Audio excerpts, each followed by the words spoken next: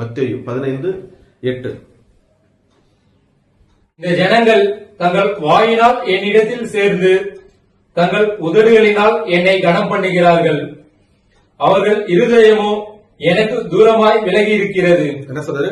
இவர்கள் வாயினால் என்னை பாட்டு பாடுறீங்க, நிறைய ஜபம் செய்றீங்க, வாசிக்கிறீங்க, நான் உங்களுக்கு ஒரு குறையும் சொல்லவே மாட்டேன், எல்லாம் பண்றீங்க, எல்லாம் சரிதான். உங்க இருதயம் எங்க இருக்கிறது?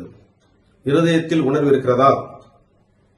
ஆமா இல்லைங்களா? இன்னைக்கு எல்லாரும் போறாங்க, அநேக நீங்க சபைகள்ல பாருங்க, அநேகத்துல பாருங்க, எல்லாம் நல்லா பாட்டு பாடுறாங்க, எல்லாம் நல்லா ஜபம் செய்யறாங்க, இவ்வளவு வசனங்களை சொல்றாங்க, எல்லாம் உள்வாங்கிட்டு வராங்க. ஆனால் வீட்டுக்கு வந்தோடனே உபத்திரம், கவலை, கண்ணீர், புருஷன்கிட்ட சண்டை, அந்த அந்த சபையில இருக்கக்கூடிய அந்த ஒரு மணி நேரம் அந்த விசுவாசம் அதை விட்டு வெளியே வந்தோடனே இருக்காது. அன்னைக்கு ஒரு நாள் சரி சபையில இருந்தமே அவ்வளவு பக்தியோடையும் உணர்வோடும் ஒரு அதாவது தன்னை மறந்து சபையில இருக்கிறோம். ஆனா வெளியே வந்தோடனே சபையை மறந்துட்டு வாழ்கின்றோம், தேவனுடைய வார்த்தையை மறந்து வாழ்கின்றோம். அப்படி என்னது? இது ஒரு சடங்காச்சாரமா இருக்குது.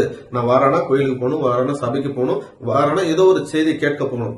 இது எனக்குள்ள பழகி விட்டது. அப்படிதான் நாம் போறோம். அதனால்தான் தேவன் சொல்ற, நீங்கள் பாடுகின்றீர்கள், நீங்கள் வாசிக்கின்றீர்கள், எல்லாம் சரிதான், ஆனா உங்களுடைய இருதயத்தை பாருங்க, உணர்வு கட்ட கிடையாது. அப்ப நீங்க பாடுறதும் கேட்கறதும் எதனால உருவானுச்சு? அப்படியே சொல்ற, அது மேல் வசனத்தை அப்படி படிப்பா.